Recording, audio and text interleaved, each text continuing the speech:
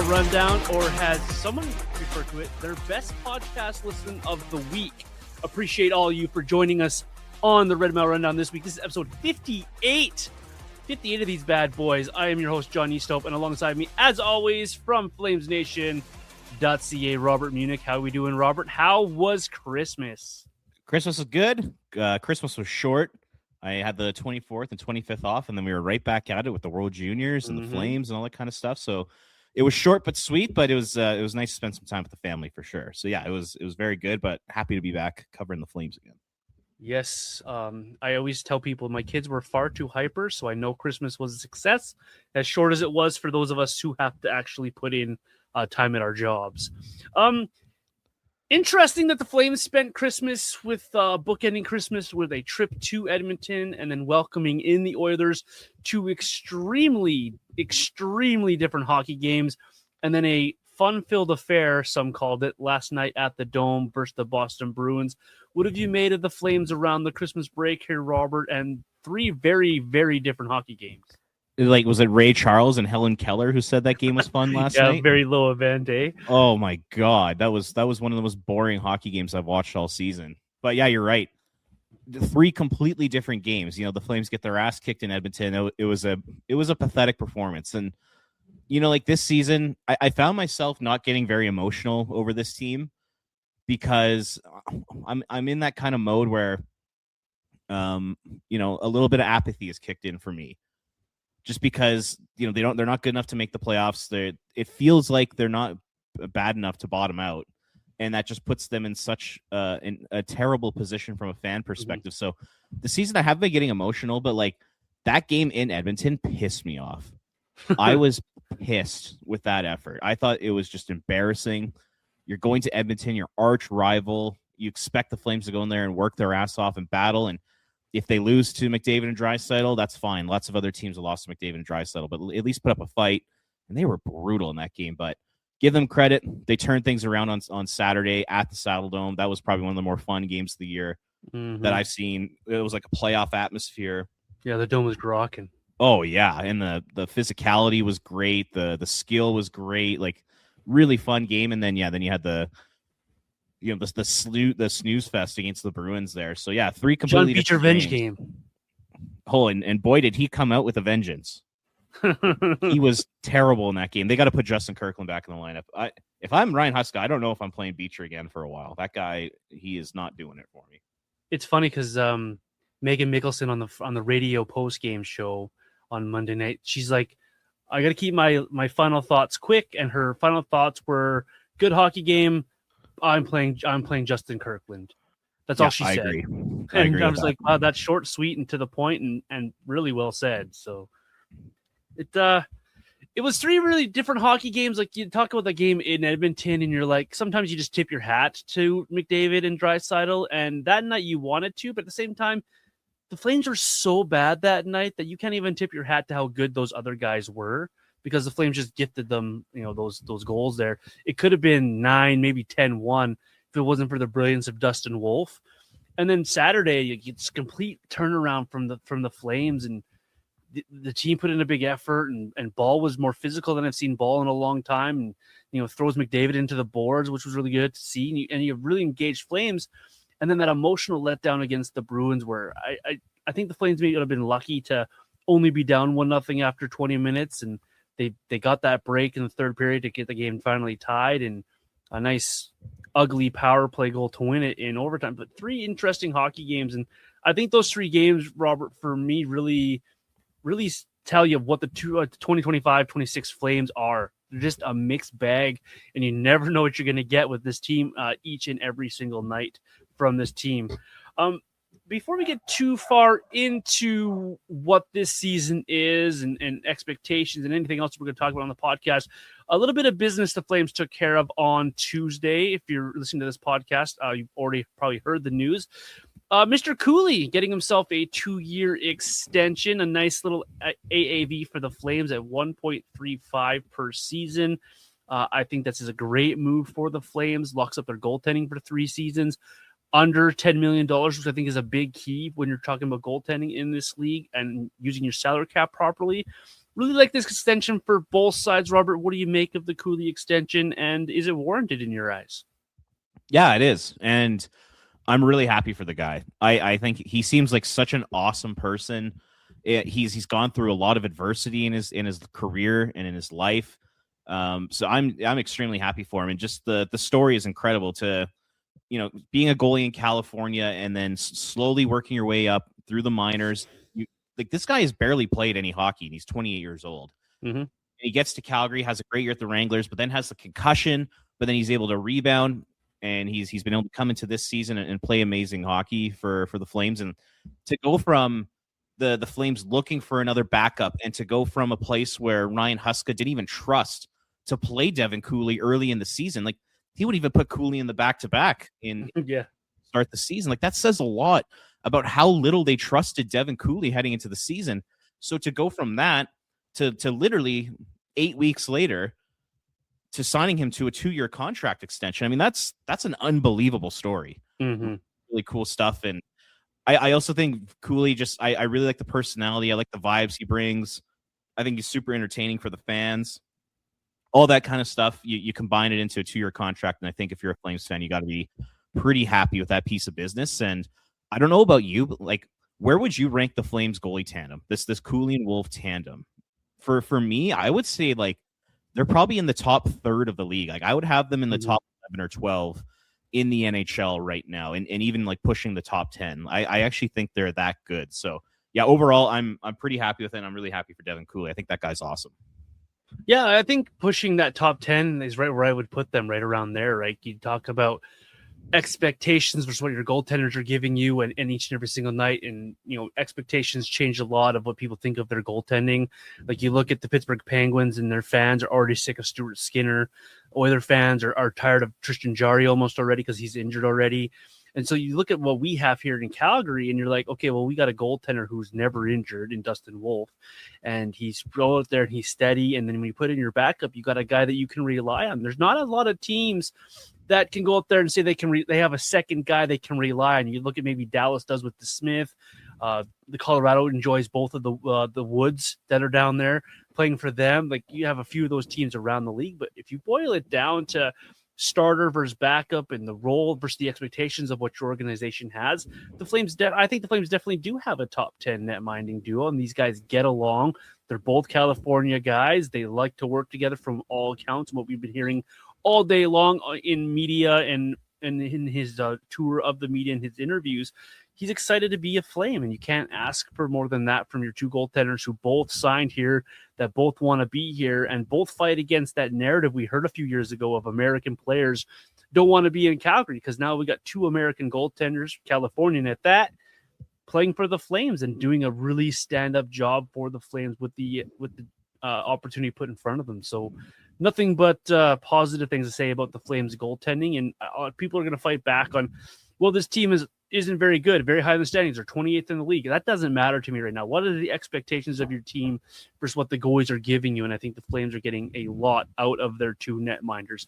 Hopefully we see Devin Cooley in net sooner than later as well, to see if he can reward the Flames for that contract extension. Where do you want to go here, Robert? Start off the podcast. A few topics you threw at me in our little discussion pre-show. Where do you want to start here on this show today? Let's get a little cheesy. Let's get a little cheese ball section going on. I love this. Full cheese because it's New Year's. It's New Year's Eve today when you'll be listening to the podcast. I was thinking, like, for you, John, when you think of the Calgary Flames in 2025, like, what comes to mind? Are there certain moments that stick out to you? Is there a theme, or is there like a feeling you get from 2025 in this Flames team? Like how do you look back on the year that was for this group? You asked that question. Are you talking about just this season, or do you want to go back to last season as well? No, let's just do like the 2025 calendar year. The calendar year. Infuriating. And I say that for a couple of different reasons. You look at last year, and you look at how they battled into the 2025 into those playoffs, and you were almost there, and you were just short, and you lost on the tiebreaker, and the few games that you needed to go your way, like the Anaheim game that always comes to people's minds, the 2 games in St. Louis. So it's infuriating. You're just a little bit short. You just came up short of the goal. Then you come into the beginning of the new season and your expectations are, hey, we did it last year. We are a playoff team. 1 point better, 1 point better, 1 point better. And they get off to the worst October in franchise history.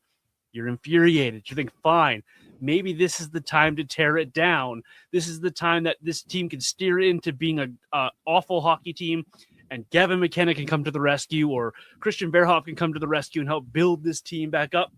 They start winning again. Okay, fine. Now we're not in the bottom 3 anymore. Now we're trying to fight for the playoffs, and you're back and forth and back and forth. And every time you think you got to read on what the Flames have been in 2025, they go the other direction, or something falls off, or something happens to this team, just doesn't meet. So when you want them to win, they're not winning. They fall short. When they fall short, you want them to keep falling short. They start to win again. So for me, it's infuriating because you cannot read this team and what your expectations are of this team. The team tends to go the other direction or off to right field, wherever they may end up. So for me, the word I would use / theme I would use, Robert, for this team is infuriating. I don't disagree with that, and it's hard to come back at you with a bunch of positives, but I'm with you. It's infuriating. It's totally. It just okay. So in the grand scheme of things, when you zoom out and take a look at 2025, it was just a year of nothing. Yeah, I like that. You didn't make the playoffs. You didn't get that high pick. Then you come into October, and like you said, terrible start, but now they're getting their way back into the mushy middle. It's just nothing happened. From an on-ice perspective, yes, they pushed hard. Yes, they worked hard, and they put on some entertaining games and had some entertaining comebacks in the 2020 and 24-25 from January to April. And that's great. You have to commend the players and the coaches for doing something like that. But from a general manager standpoint or a fan standpoint, it's just like, well, what did we accomplish? I mean, there were some positives. Like you get Dustin Wolf signed, you get Coronado signed, Ball gets signed. There's some your future core pieces have been kind of locked up, which is great. At the draft, it feels like they hit another few home runs with Cole Reschny, Colin Potter, Theo Stocksilius, Ethan Wittenbach. There's some good players they selected in the draft. They haven't made critical mistakes when it comes to contracts. So, I mean, there are some positives to look at here, but when I take a look at 2025, once again, I nothing, like, there's like no emotion that comes to me. There's no like moments that stand out to me. And I think to myself, like, wow, like that defined 2025. I just keep going back to, it was just a lost year for the Calgary Flames. They didn't progress in terms of their future. They didn't regress. They just stayed the same. And when you're an organization in a 32 team league where it's impossible to win, where it feels like it's impossible to win, you always have to be making steps forward towards building to the future. And I just feel like they didn't do that. And you take a look at their transactions, and I mentioned some of the signings, but they've only made one trade, and it was the Frost and Farabee trade. And that's great. Yeah. That's the type of deal that just keeps you in the middle, and it keeps you the same. And you bring in guys who are 26, 27, 28 years old, and they've been fine this year. They haven't been great. Morgan Frost has really taken a step back over the last month here, and I just continue just to go back to it was a lost calendar year. And what I'm really hoping for in 2026 is that the Flames understand where they are, which is they're in the mushy middle, or they're not a very good team and they don't have a shot to win a playoff round. Understand that and take the necessary steps to move out some veterans and bring in young assets and draft picks and build for the future, because they didn't do that last year. You just look at the trade deadline. They didn't do anything at the trade deadline. They should have been selling people. They should have been selling Vladar and Hanley and Coleman and Kadri and Anderson. All of those guys should have been on the market. You don't have to move every single one of them, but at least make a couple moves. Like what are we doing here? So, yeah, when I look back on 2025, it's disappointing. It's a lost year, and really, it's just like I said. It was. I don't want to call it a waste of time. Nothing's ever a waste of time, but like, it's just like, what did they accomplish, right?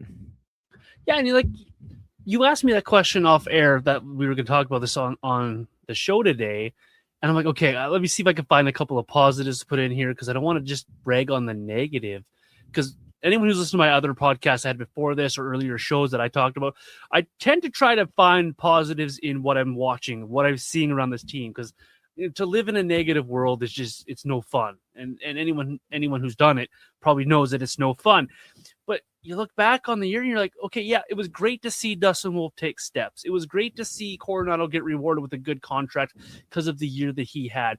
It's great to see guys like Klapka getting an opportunity, or Brstavich getting an opportunity this season.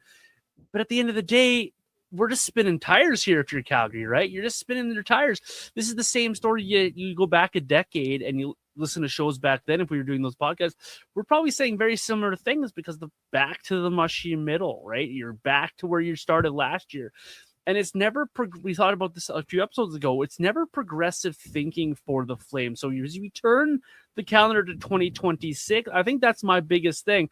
Let's be a little pragmatic here, and make some decisions that are going to positively affect this team and give the fans something positive to talk about. When you talk about this team, people tend to always talk about, well, when Parekh gets here and Cole Reschny, the people are looking to the future. They're looking for something positive to wrap their brains around. It's never, hey, that game last night against Boston, hey, what a gutsy overtime win. I don't have those conversations with people. It's always about, yeah, well, they got the 2 points, but man, I wish they would just maybe drop a point here or there so we can get back into that McKenna race. How good would Stenberg look in a Flames uniform?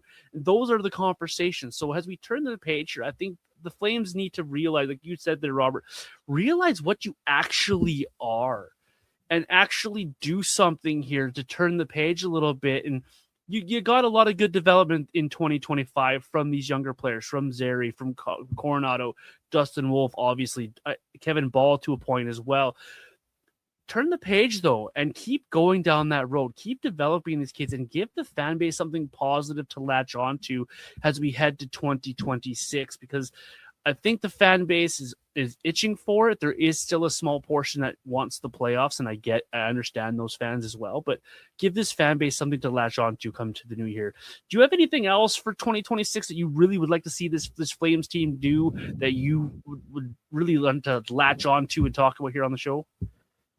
Yeah, I mean, it starts and ends with trading out veterans and trying to get younger. It really does, and that's just the position the team is in. I really wish we could be talking about different like roster players or like style of play lines, just like things that could help on like a day-to-day basis when it comes to the Flames, and talk about, like, you know, how can they improve and win games and get into the playoffs. But yeah, hockey conversations. Yeah, like legit hockey conversations. But like that's just not going to happen in 2026 because of where the Flames are at in their winning cycle, and that's totally fine. Just once again, just embrace where you are. Understand that you need to move out veterans. You need to bottom out for a year or two. Get that elite talent. Bring that into your already solid prospect group that you've put together over the last 3 years, and accelerate this freaking rebuild. And, you know, in year 2 or 3 of Scotia Place, I think Flames fans will really start to see this team sort of turn the page a little bit and turn it over to a new core, because, you know, right now, every good player on this team is old. All the drivers are old outside of Dustin Wolf. Yeah. And that's frustrating. Like, I don't think Boomer and Rhett were talking about that on Barn Burner today. And I couldn't agree more. Like, who are the best players on this team? It's Rasmus Andersson, and like I'm talking this season, it's Rasmus Andersson, Nazem Kadri, Michael Backlund, Blake Coleman. Those are like the 4 main pillars and drivers of your team from a skater perspective, and you need to turn that over. You can't just rely on 30-plus-year-olds to continue to put you in a place, you know, where you're winning hockey games. You want Parekh and Kuznetsov and Brstavich.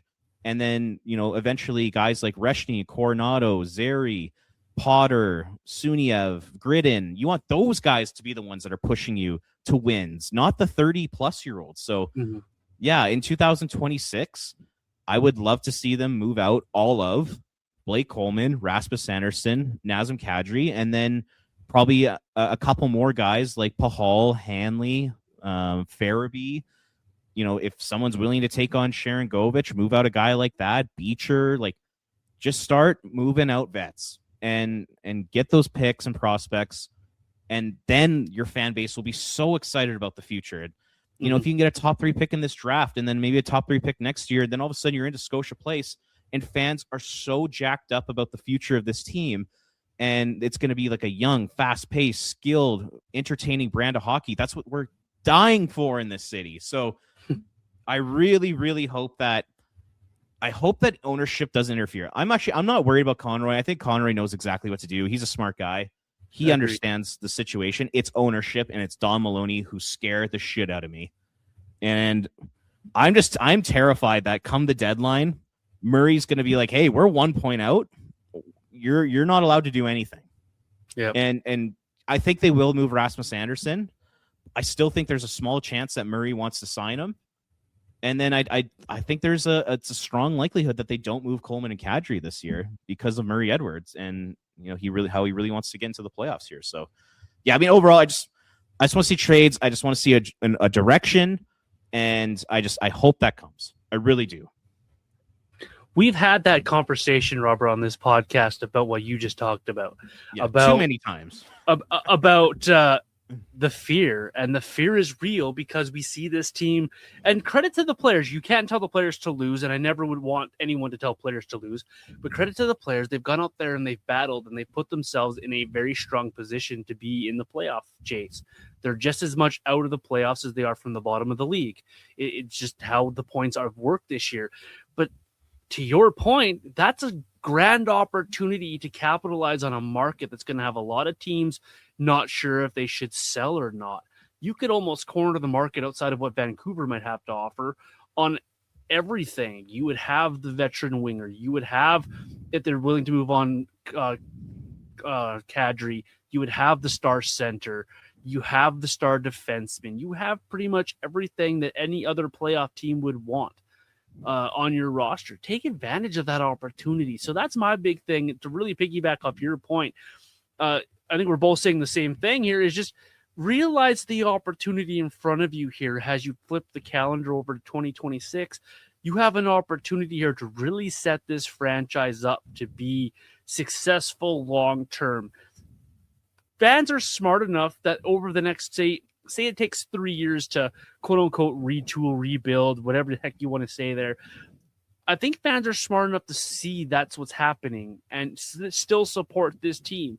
Many people on Twitter or on social media, on Facebook, they have said just as much as that. And I think fans are smart enough to realize that, hey, if we're going to take a step back, that means no playoffs, but that also means 2 or 3 years down the road, we're the new San Jose Sharks, a young, fun, exciting team. Maybe it's Gavin McKenna, maybe it's Stenberg, whoever it might be. Those jerseys are flying off the shelf, and people are excited to go to the new rink to watch these guys play hockey. I think that's what fans want. I think that's what fans deserve, because they deserve to watch a young and up-and-coming team that could compete for years and years and years. And when I'm with you, though. I'm with you on the Craig Conroy point. I think he's smart enough to know that is probably the direction he should go.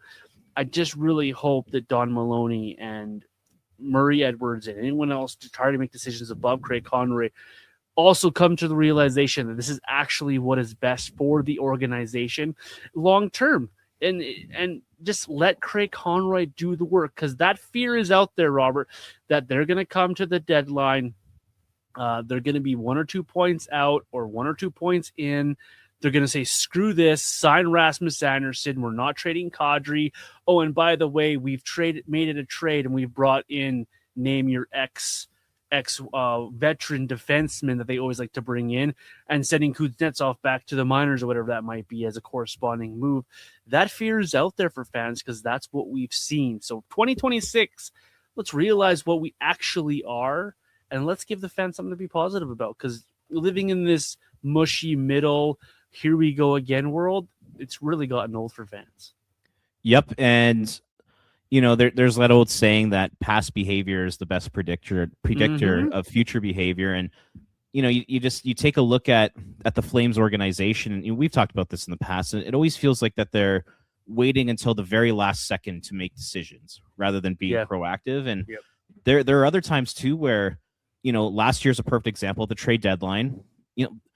they're clearly, yes, they were in the mix for a playoff spot. And if they made the playoffs, they would have lost in the first round.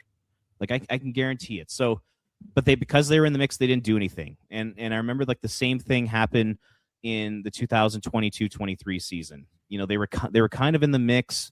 You know, Markstrom was having a rotten year. Things were not going well. They stuck with the same team. You go back to the 2019-20 season. They hold on to Mark Giordano. Sorry, they hold on to TJ Brody. My apologies. They hold on to TJ Brody. Mm-hmm. Yeah. They lose him as an unrestricted free agent. Then there's the pandemic year.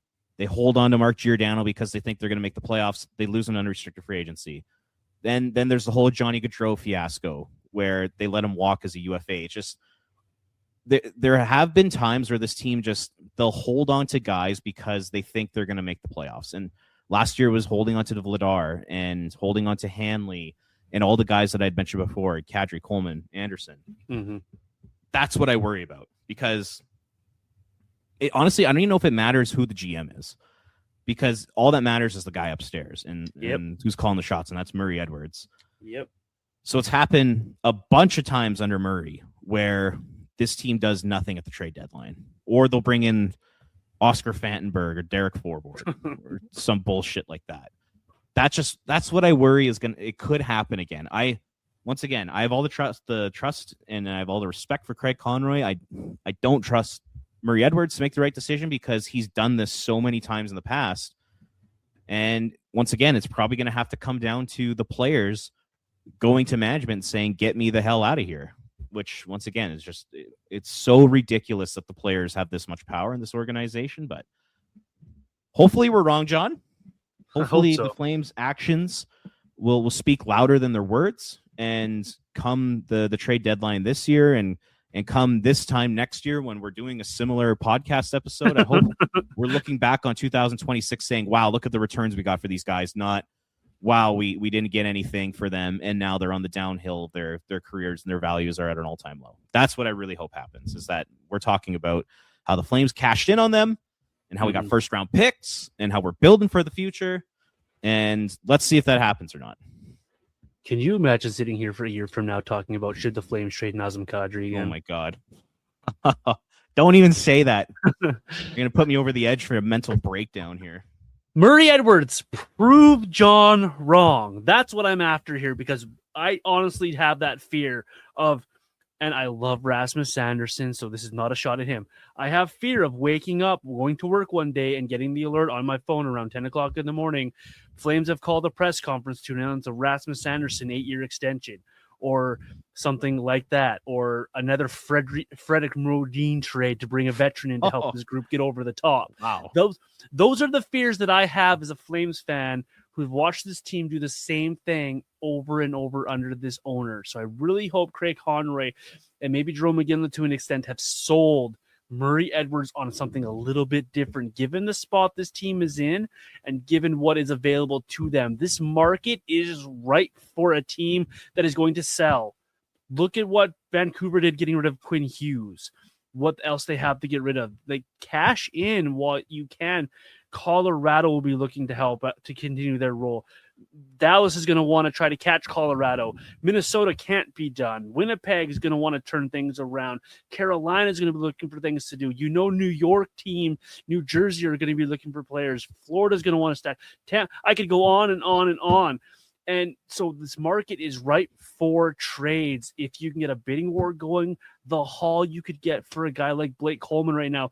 You talk about, or Pat Steinberg's talked about how Rasmus Sanderson gets you a first and a high-level prospect, the equivalent of 2 first-round picks. I think you get the same for Blake Coleman based on how he's been playing lately. So why not cash in on it for the betterment of your franchise? Because these guys in 4 years, 3 years, 1, might not even be playing hockey anymore, but 2, I can't imagine a 4-year-old Michael Backlund or a 39-year-old Nazem Kadri is going to be any good to your organization and getting you to the playoffs or even through a playoff round. So make your decisions and move on from these guys. And it's not because we hate these guys. Their competitive window does not match up with what the Flames' competitive window is. So take advantage of the opportunity in front of you. Robert, yeah, the other you're thing right. I have... Well, yeah, I go was ahead. going to add one last thing. It's just that you're right. It's absolutely a seller's market, and there's no better indication of that than that Yegor Chinnikov trade that just happened. Yeah. The Columbus Blue Jackets, like, I get he's 24 years old, but like, he hasn't proved anything in the NHL. The Blue Jackets got a second, third round pick and Danton Heinen for him. Yeah. And this is a guy who his career best is 16 goals in 53 games, but take a look, in his next season, 15 points. This season, 6 points in 29 games. You know, Blake Coleman is 10 times the player of Chinnikov. Like, imagine what we could get for a guy like him. So yeah, it's a seller's market. They got to take advantage of it. 100%. You're bang on with that. The other small point I had for 2026, and this will be short and sweet, take whatever you're doing with your power play on paper, take that paper, make a paper airplane with it, and chuck it out the window and start over. Try anything else than what you've been doing, because it is absolutely a waste of 2 minutes almost every single time. And I know people are going to be like, well, they got a power play goal against Boston. Come on. Go look at that power play and tell me how successfully good that was. Go tell me how good that power play was in either game against the Oilers. It's just not good. It's just not working. They have the penalty kill working at a great level. If they can get a power play to match how good that penalty kill is, if this team wants to be a playoff team, they're going to need a power play. So for me, going forward in 2026, for the love of, do anything else on the power play than whatever this they have been trying, because it clearly isn't working. Yeah, I almost wonder, like, how much of that is on coaching and how much of that is just on the fact that this is not an overly talented team. I would say both. I think it's both. But you still have a guy with good shot in Coronado and Sharon Govich, despite how he's been playing. You still have a guy who can lead a power play in Uyghur and Anderson, even though they're not elite at it. You still have guys here that can perform that power play. It's just, you got to have a level of coaching in there as well. And so I think it's a shared blame, to be honest. I think I would personally lean more towards it's just a lack of talent, because, like, Which is fair. You know, like, I could probably poke holes in what you were saying there. You know, you're saying like Coronado and Sharon Govich have the shots, but when you take a look at Coronado, he's the type of guy who has to receive the puck and then kind of do a quick snapshot release. He's not like a one-timer threat. Fair. Sharon Govich is his shot, like, for the first time this season against Edmonton, it was the first time that I've seen Yegor Sharon Govich put a dangerous shot on net. So, like, I'm not even sold that this guy's got the shot. Like, even he's got off a couple one-timers over the last 3 games on the power play, and they're just right in the crest of the goalie, and they're not that hard. I'm like, what's going on? And then, you know, you talk about playmaking, and, you know, Jonathan Huberdeau, the playmaking's gone. One of the things that just drives me crazy is when I hear some fans say, like, you know, Huberdeau, he's such a great passer, and oh my goodness, he's so good. He sets up his teammates so well, and his teammates just can't put it away. I'm not seeing that whatsoever with this guy. I think Huberdeau's playmaking is gone.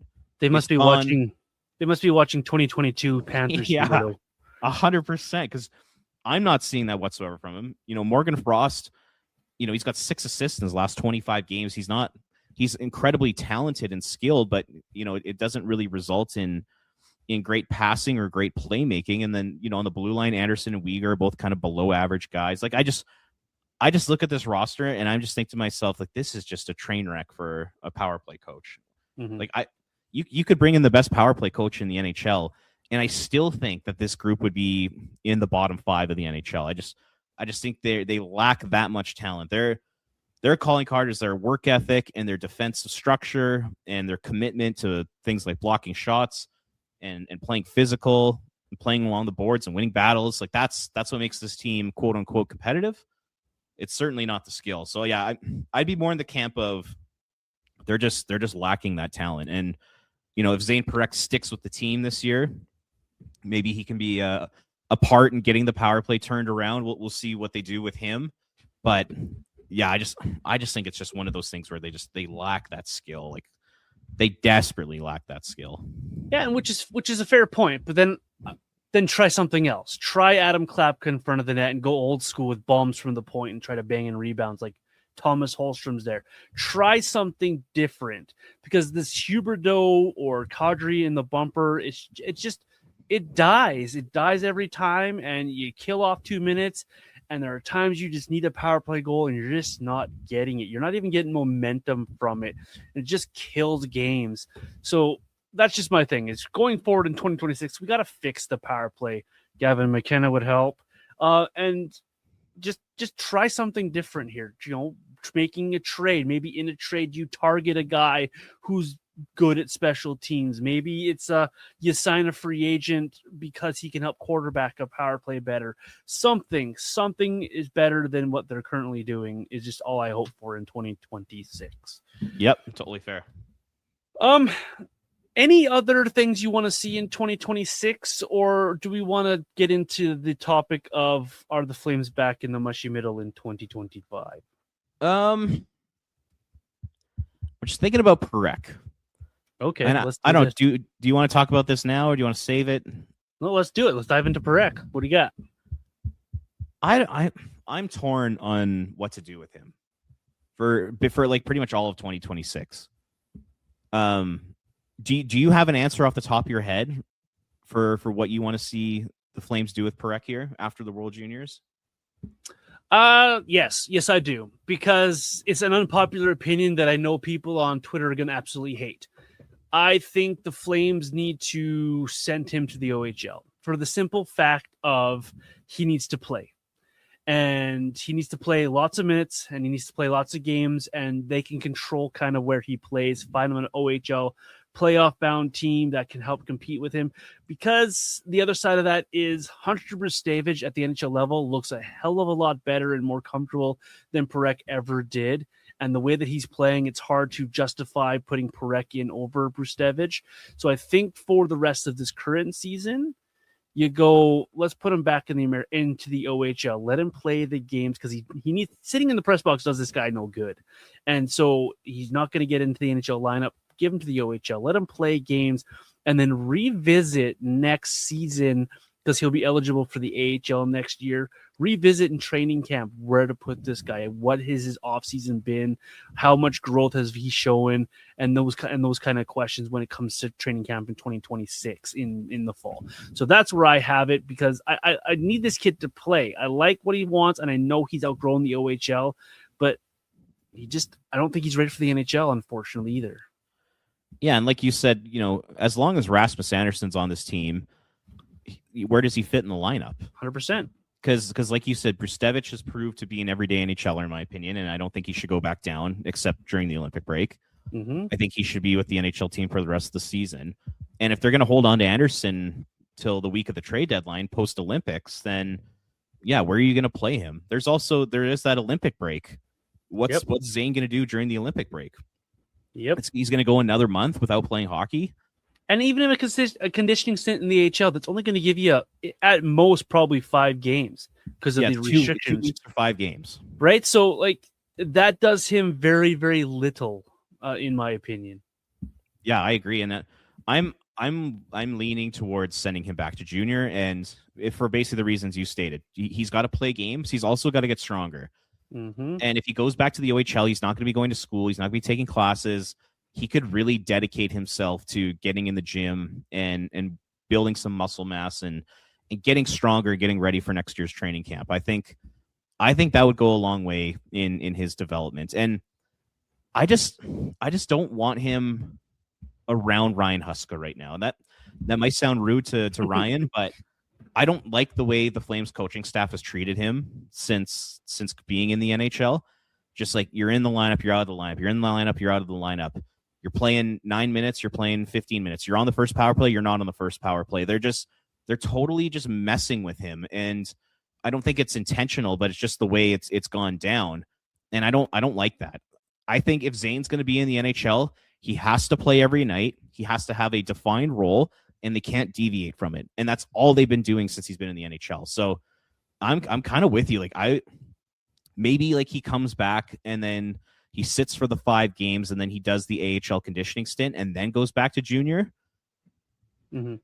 That I think makes sense. And then like I said, that would allow him just to kind of get stronger, get his confidence back. And then for next year, depending on what the right side of the D looks like, I wouldn't have any problem with him starting in the AHL. Like, I'm way more okay with the Flames being patient with him than a lot of fans are. Like I posted a poll on Twitter today asking the Flames fans, what would you do with Zayne Parekh when the World Jrs are over? And 76.4% of people say play him in the NHL. So it's not a popular opinion to say he's going to go, that you should send him to the OHL, but I actually think that might be best for his development. I really do. And once again, there is no need to rush him. Zero need to rush this guy. He's 19 years old. Mm-hmm. Let him play as much as possible, whether it's in the OHL or starting next year. If it's in the AHL, play him on the top pair, play him on the first power play unit. Just give him as many reps as possible and take your time with him. There's no need to have him in the NHL and ruin his confidence. And Ryan Huska, put him all over the lineup and healthy scratch him, and he takes more hits and he loses confidence. Like Parekh said as much to Mark Masters, like he lost a lot of confidence this season, and I think that's kind of troubling. So yeah, I'm with you, John. I'll take it one step further. I have a spot for him in the OHL. There is a coach who a lot of people will know, who is an NHL level defenseman. He has a team currently sitting second in the Eastern Conference of the OHL. Jay McKee coaches the Brantford Bulldogs. Big, heavy defenseman who knows what it takes to get to this level. A guy who could take Parekh under his wing. A coach like that who would use Parekh in all situations. A coach like that who could help push this kid along in Jay McKee, a guy who's done a lot of work with Hockey Canada as well. So he knows Parekh from his time in the OHL. So a team like that, playoff bound, high in the standings, very good head coach. A situation like that for Zayne Parekh is a lot better than him listening to Ryan Huska talk about how he's scratched again and that he's just not ready for the NHL and he doesn't really trust him and his confidence will go down again. So I understand those fans who want Parekh in the NHL, because I do too eventually. I think this is going to be really, really good for the Flames for a lot of years. But like you said, Robert, why rush it? Find him a spot like that with Jay McKee in the OHL. Let him continually push forward. And you mentioned it there too. No school, right? This guy could go to the gym during the day. This guy could work out and focus solely on one thing, and that's getting bigger and stronger for next season, for the training camp, to show that he is ready to take the next jump in his chapter of his career. That's on Zayne. That's on Zayne to do that part of it. The Flames cannot push this along faster than Zayne will allow it to happen. So I think it's all in the best interest of the player to find him a spot where he's going to play and play a lot. And I just really like that example of Jay McKee as well. Yeah, that's really smart. Something like that I think could definitely benefit him. I'm not just a guy on Twitter. I can actually do some research once in a while. You're not just a pretty face. Well, I'm not even that, I don't think. But well, that's another tale for another time here. What have you made of Zayne at the World Junior Hockey Championships, Robert? Because I'll be completely honest, I want more. Yeah, I mean, me personally, like, you got to take in consideration the competition he's playing against. I know the Chucks are a good team, but like, Latvia and Denmark. But at the same token, like, I do believe Zayne Parekh has been Canada's most dangerous player in this tournament. He's been just good. From like an eye test perspective. It just, every time the puck is on that guy's stick, mainly in the offensive zone, just something good is happening. Just he's making an incredible pass. He's walking the blue line. He's getting shots through. He's scoring goals. He's setting up teammates. It's like he's just been so good on the offensive side of the puck. And even like defensively, like his breakout passes are magnificent. He's one of the best passers of the puck from a defenseman that I've seen at that age in a long time. Like it's beautiful to watch him move the puck. Yes, obviously he needs to work on his D zone play, but we all know that from his time watching him with the Flames here this year, and that's going to come. He's once again, he's 19 years old. You can teach him the defensive side of the game. You can't teach what he does offensively. You really can't. So I've really enjoyed watching him. I think he's been really entertaining. I think he's, like I said, I think he's been dangerous with the puck, and I'm really looking forward to seeing what he can do against Finland on New Year's Eve, and then into the medal round when he's taking on better competition. I'm really excited to see what he can do. But you're saying you want to see more, so like, I guess, what part of his game do you want to see more from? I want to see more of that leadership we know Zayne Parekh had that we saw in Saginaw. I want to see quicker decisions coming off his puck. I thought in that Latvia game that he could have moved that puck quicker, maybe set up his teammates quicker, move that quicker, bear down just a little bit more to help his teammates. Like you saw that power play setup he had against, I believe it was Czechia, and he just kind of like lackadaisically put that puck over there, and luckily they scored on it because it was a great shot. But it's just a little bit more, Zayne. Just bear down just a little bit more. And it's not to be negative. It's not to be nitpicky. It's just, it's there from him, from watching him in Saginaw when he was at the height of his confidence. And you know that he can get to higher levels than that. Just want to see that now as the tournament gets a little bit tougher. You're going to start playing stiffer competition.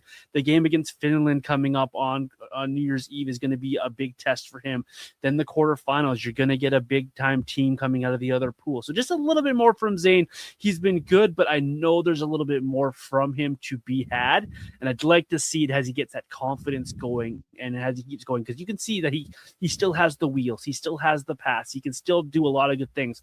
Just a little bit more crisp, a little bit quicker, and let's see that confidence come back fully from Zayne Parekh and help lead Team Canada. Because as a whole, let's be honest, Team Canada has been only okay, right? Like that game against Denmark, luckily it was Denmark, and they were able to get a little bit of confidence in that game. But you need a little bit more from Team Canada overall as well. So it's not just a Zayne Parekh thing. Just this team could be a lot better than what they've shown in this tournament. So that's just where I see Zayne Parekh. I've really enjoyed watching him, though. It's been really fun to see him have that confidence again, where you see why he was drafted, where he was drafted, and why NHL teams are excited about this player. Yeah, I agree with everything you're saying there, and I really believe that, we talked about this in last episode. Just if Zayne can just make, like you said, quicker decisions, be a little more intense, and kind of grind a little bit more, and just kind of take things just like a little bit more seriously. Don't be so casual and nonchalant. If he can figure that out, I think the sky is the limit for this guy. Like I really do. Like I could see him being, like a 70, 80 point defenseman if he can figure out that side of the game. Because, it's one thing to be able to do all those things when you're playing against Denmark and Latvia. It's another when you're playing against the Oilers, or you're playing against the Golden Knights or the Avalanche. The game moves a lot faster at the NHL level, and you got to make way quicker decisions. You got to get to pucks quicker. On the breakout, you got to find guys faster. You can't hold on to pucks as long as you want, or else you get hit like he has. So if he can just figure out that part of the game, which I think he can with the right coaching and the right dedication and training and strength building, all that kind of stuff, and experience, he can become such a good player. So yeah, I'm very, very excited for his future, and I'm really looking forward to seeing what he can become at age 23, 24 years old. There's the potential for him to become a very high-end player in the NHL, which is very exciting for the Flames. What about his teammate and future Flame teammate, the guy that Team Canada is kind of using as a Swiss Army knife? This guy is taking important draws. This guy's playing wing. He's played some center. He's doing a lot for Team Canada. Maybe a bigger role than I have first envisioned for Reschny. But what have you made of him at the World Junior Championships? Because I think he's been a bright spot for Team Canada. 100%. You're bang on with your analysis there. I thought heading into the tournament that he would have been either an extra forward or maybe playing on the fourth line as like a bit of a defensive specialist and a face-off specialist. But yeah, I mean, he's continued to stay on the first power play unit. He's moved up the lineup a little bit. He's being asked by the coaching staff to take on really important draws, like we saw in overtime against Latvia. That's a prime example of Reschny winning a big draw and it leading to a goal. So yeah, and he scored the only goal in regulation against Latvia too, which was fantastic to see. So yeah, I think he's been really solid. I thought he struggled against the Czechs to open. I didn't think he had his best game, but I think he's gotten way better as the tournament has gone on here. I was really impressed with him, particularly against Latvia, and then I thought he was pretty good against Denmark as well. So yeah, I've been impressed with Reschny. He's looked really solid out there.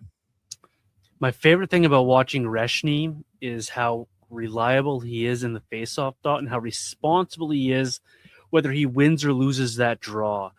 And then I think about the Flames, and I'm like, you know what? We kind of lack that a little bit on the Flames on a whole, of guys who are responsible regardless of the result of the draw. So it's one thing to be asked to take that draw. It's another thing to take that draw and then have the hockey IQ to react to the result of the draw. It's an underrated thing that a lot of people I don't think about when they think about face-offs. They think about, oh, the puck's dropped, the puck goes somewhere, and it's everyone else.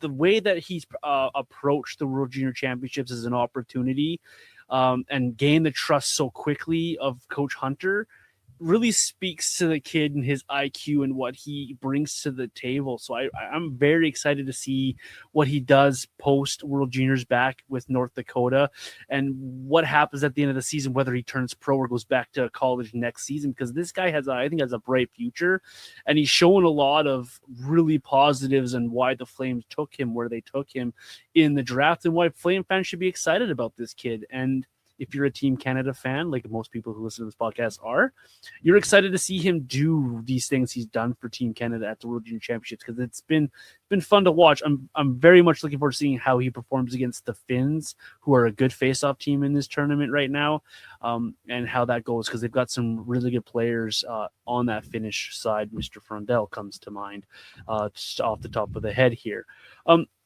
Anything else strike you about these two players at the World Junior Championships, Robert? Anything else you want to see from these guys at the World Junior Championships before this tournament closes? Because it's going to end quickly here before we know it. Yeah, I mean, just like the other thing to keep in mind is that Reschny in particular, I mean, he's still 18 years old, and he can go back to the tournament next year, which is insane. So like he's one of the younger guys on the team, and yet he's being looked upon by the coaching staff to be put in really important situations. So I think that says a lot about Cole Reschny. And, you know, if he's not in the NHL next year and he goes back to North Dakota, he might be a guy that could be a captain on Team Canada next year. So he's a really important player for them. He's a really important player for the Flames. And, you know, I'm seeing a pretty bright future for him in Calgary. I could totally see him being a second line, like a good, legit second line center, kind of in that 50 to 70 point range every single year, and driving play defensively as well. I'm a really big fan of his. So yeah, I'm excited to see what he can do here in the middle round. Hey, and he looked like a centerman for one Gavin McKenna too. If the Flames, ooh, they would look good together. Hey, they look good on that power play together. I'll tell you that much.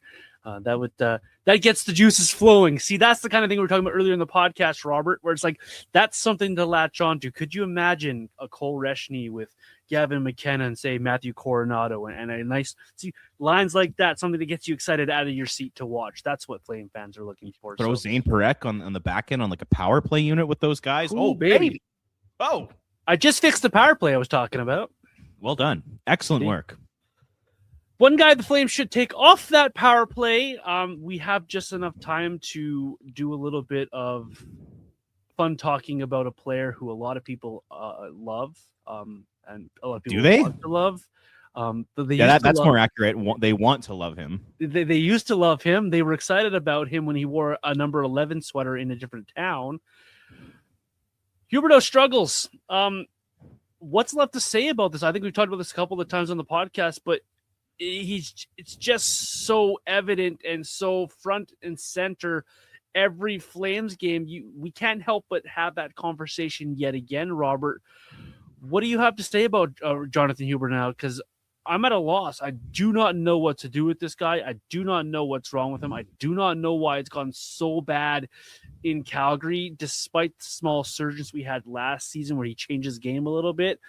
There's none of that this year. You're not seeing him battle in front of the net like last year. You're not seeing him back check like you saw last year. You're not seeing him have the elite passing he had a few seasons ago. Puck is dying on his stick.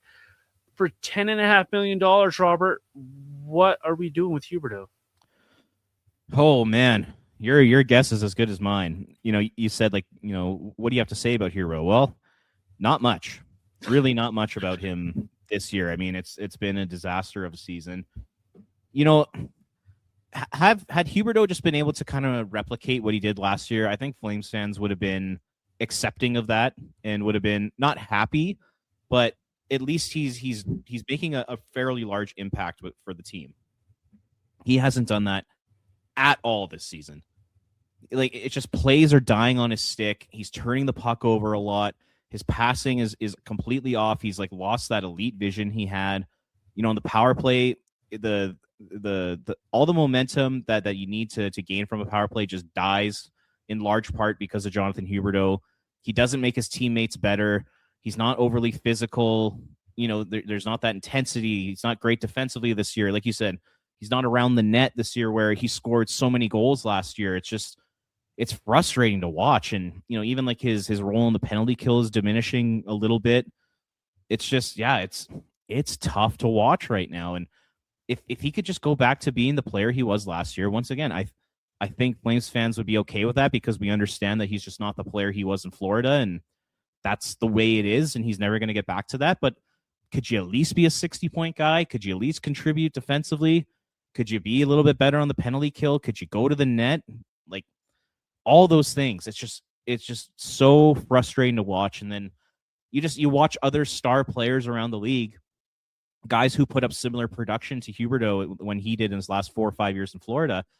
And like they're true difference makers. And they're like if Huberdeau could have been the guy he was in Florida here in Calgary, they would have made the playoffs in 21 and 22, 23. They would have made the playoffs last season. Like it would have been a game changer for this organization. And it's so frustrating to watch. Like it's even worse when you're in person. I was at the Detroit game a couple weeks ago, and I was there with my grandpa. We were just talking to each other, like, man, like every time he touches the puck, something bad is happening. It's just a turnover. He's not making a smart play. He's forcing it. He's not finding his teammates' tape. Like it's just, it's so frustrating. I think Flames fans are really starting to get pissed off with it. I'm seeing a lot more online. Like the post game show on 960 when they get the callers in. A lot of people are bringing up Huberdeau, so we're not the only ones that are seeing this right now. And how do you fix it? I have no idea. At this point, it's almost a lost cause. So yeah, it's been frustrating. And like, I know you're a Huberdeau guy. Like, are there any silver linings this season? This to come from number 10, you think? This season, no. And that's a painful thing to say. That's a painful thing to say to a player that you signed for 8 years at big money. You still have, after the season, 4 more years of this. Like it's painful to say that about a player that you quite built up. Like I've mentioned it before. I go back to my tweets when the Flames acquired Huberdeau. I couldn't have been more excited about the return for Matthew Tkachuk because you made the best of a bad situation. And 3 years later, 3.5 years later, you can't defend the guy. Like I don't like calling players the L word, lazy, but it looked lazy. It looks lazy at times from him. The feet don't move. The hands don't move. It's like he took off his glasses because he can't see anymore. It just, I try so hard to find a positive in his game. He's got 5 power play points on the season in 30 some odd games here. Like it's just 2 power play goal. Like it's just not there. He's not shooting the puck anymore. Like even if he was going to the net, the dirty areas and not getting rewarded, you could still see the work ethic, but you're just not seeing it. And so to think that he could be even close to the guy he was in Florida, obviously is a pipe dream. The guy that we saw get close to having 60 points, that's a pipe dream. The guy's got 19 points. You're paying $10.5 million for 19 points. That's not inspiring. Like you look at 19 points, you think, oh, that's an okay third line score. 19 points in 31 games. Okay, that's good. Well, that's not good if that guy's name is Jonathan Huberdeau, who's supposed to be your top line left winger, who's making this money, who's supposed to be helping Nazem Kadri fill the net with goals and bringing along Matthew Coronado or helping Morgan Frost find the offensive spark in his game. He's actively hurting the Flames at this point. And I think for $10.5 million, if this guy was making $1.5 million, he would get the Connor Zary treatment or the Sharon Govish treatment. He would be in the press box. He really, really would. And I think that's where he deserves to be right now. He deserves to sit for a game or two because nothing on ice says, hey, play me my 20 minutes because I'm going to get you a couple of points. It's gross. Oh, it is. And like another frustrating thing for me is, okay, so maybe he doesn't produce a ton of 5-on-5 and And there could be some reasons behind that. It could be the system they're playing, could be his teammates aren't up to snuff, all that kind of stuff. Okay. But then you expect this guy to be a point producer on the power play. You expect him to be a point producer 3-on-3 overtime. Two areas where he excelled in Florida. There's an argument to be made that he was a top 3 player in the league on 3-on-3 overtime and on the power play. I believe the only player in his last 4 years in Florida, I believe the only player in the NHL who had more power play points than Huberdeau was Connor McDavid. And you're expecting him to come to Calgary, and once again, okay, maybe the 5-on-5 scoring's not there, but you got to produce on the power play. You got to produce at 3-on-3, and he's done neither of those things either. The power play is 32nd in the league. The team is terrible in 3-on-3 overtime, and once again, he's a massive part of those failures. And it's mind-boggling just to see someone be so good, put up incredible numbers for such a long period of time. And, he did it through his hands. He did it through his creativity, his vision. Those are all things that he should have been able to keep up with in Calgary. And, as you get older, sure, maybe your shot isn't quite as hard. Maybe you aren't quite as fast as you once were. But you should still be able to make plays.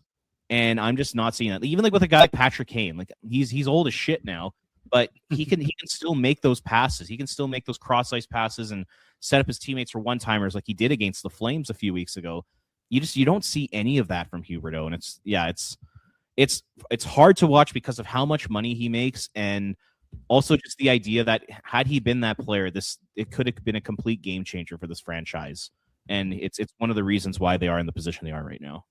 100%. Even if he was a point per game player, right? Like that makes a massive difference in what the Flames are. They make the playoffs last year probably if he's a point per game player. If he's a point per game player in 22-23, that team could have gone on a run. Yeah. All they need is just like Markstrom just to make a couple more saves. But if you had Huberdeau as an 80 to 90 point guy that year, they could have made a run. That team was that good. And once again, he was arguably the biggest. I'd say Markstrom was probably the second biggest reason why that team failed that season. And moving forward, you look at Huberdeau and moving forward, what do you do with this guy? Well, he's almost buyout proof. His signing bonus is $7 million for the next few seasons. Like his base salary is 3.5. Like, so you got a guy who's making all this money and you're giving it to him all in signing bonuses, and his base salary is so small that like you can't even do anything with this guy. The only way the Flames can get out from under this contract is if they just suck it up on a buyout and just swallow all that money, or they pay someone a bigger price than what they paid for Sean Monahan to go away. Yeah. They eat half of his salary. So you eat, $5.25 million, and you attach draft picks to it. Yeah. Multiple draft picks. It's probably multiple first round picks. Yes. And teams just don't see it happening. So you got 4 more years after this one. What does a 38-year-old Jonathan Huberdeau at $10.5 million look like if this is what we're getting this year with this guy? Doesn't he have 5 years left? Is it 5 or 4? This is just 5. It's 4 after this one. So Jesus this is Christ. Either way, it's not pretty. And at the age of, what is he now? I don't even know how old he is right now. I think he's 32. Closing in on 30. Oh, Jesus. 32. Oh, my God. That's worse than I thought. According to Puckpedia, he's 32. So you add 4 years to 32. That's 36. With my what does that look like if this is what we're getting at 32? Yeah, his contract expires in 2031. He'll be 38 years old when his deal expires. Good God. Hey, can we end on a positive note? We have to end on a positive note because that's all I have on Huberdeau. So whatever you've got, Robert, hit me because that was depressing. So like I put out like my weekly Flames notebook at flamesnation.ca. If you haven't read it, go take a look. I kind of dive into Zayne Parekh and the idea of the mushy middle and all that kind of stuff. It was a fun article to write. But when I was doing like some research for it, I just discovered like I knew Michael Backlund over the last, let's say, month, 25 games, has been one of the best players on the Flames. Like, I think there's no denying that. I didn't really realize like how good he's been. So like in his last 25 games, Backlund scored 7 goals, 11 assists, which is good for 18 points. That 18 points in 25 games, that's like 60-point pace over 82. So he's producing like crazy. And he's a plus 18 which is 11th best in the NHL. And I believe he's the only non-Avalanche or Wild in that time to be in the top 11 of the NHL in plus minus. And then the Flames at 5-on-5, they've outscored their opposition 17-9 with Backlund on the ice during that time. And he's doing that with starting in the defensive zone every shift. He's doing that playing against the opposition's top lines. Like, this guy has been a beast. He's legitimately, him and Blake Coleman are the driving forces of the Flames offense right now and of this Flames team. Like, especially when you take a look at the penalty kill as well. Like, this guy has been incredible. He's really good. 36 years old, and last year he played well in the first half of the season, but then I think he was dealing with 4 or 5 injuries at the same time. Like, it was ridiculous. And I think that's why his play stepped back. But now that he's healthy again, like, he is playing some of the best hockey of his life. So yeah, I just wanted to just quickly give a shout out to Michael Backlund. You take a look at the 5-on-5 numbers, and basically every line has been outscored at 5-on-5 in the last 25 games, except the Backlund line. Like Frost and Huberdeau, I think, have been outscored 17-10. Like, they've been getting kind of caved in. The Kadri line's been getting outscored, but the Backlund line 17-9 at 5-on-5. Like, it's just very impressive. So I just wanted to end on a little bit of positivity and give that guy a shout out. He's been awesome. Yeah, I'm going to add to that. A healthy Michael Backlund is a very good hockey player. He's a 2C in this league when he's healthy and playing at that level. You add in Blake Coleman on his side, and those two just work really well together. You're going to get results, and it shows. And I'm like you. I didn't realize how good it was. I knew it was good because I'm an eye test kind of guy, and you saw how positive they were each and every single night. That's really good stuff. That's really good from the captain. That's why you sign Michael Backlund to these small 1-2 year deals and keep him on your roster if you're going to keep any of these veterans, because that's the kind of work ethic you want to have rub off on your Connor Zaries and so on and so forth. So good on Michael Backlund for being the leader and stud for the Flames the last few weeks here. Robert, what is coming up from you on flamesnation.ca? Where can the fans find you and your work? Yeah, like I just said, I had that weekly notebook article come out, so check that out. Lots of Zayne Parekh material in there, so be sure to give that a read. And then, yeah, just follow me on X. I've been covering the World Jrs a little bit, and then just continuing to cover the Flames. So follow me at Ring of Fire CGY on X. Really excited to see the Flames in action this week. Flyers coming up this week, so that should be a decent hockey game. We'll see if they can be more exciting than they were in Philadelphia. They got Philly, Nashville, and Seattle. Yeah, this week. Like, those are some pretty winnable games. Very winnable games, very good games. Teams that are right around them in the standings. The McKenna sweepstakes, however you want to word that. So exciting hockey this week for the Flames. So make sure you tune in and watch those. I am Vintage Johnny 84 across social media. He is Ring of Fire CGY, and the show, of course, as always, Red Mile Rundown. Appreciate you guys making us a part of your podcast rotation. Happy New Year to everyone. Hopefully you have a safe and enjoyable one. Please call a cab or an Uber or have a friend drive you home. Don't drink or drive. Don't like those stories coming into a new year, so be responsible. That is my dad speak to all of you kids out there. Enjoy the new year, guys. We'll see you. Enjoy the hockey. Thanks for joining us.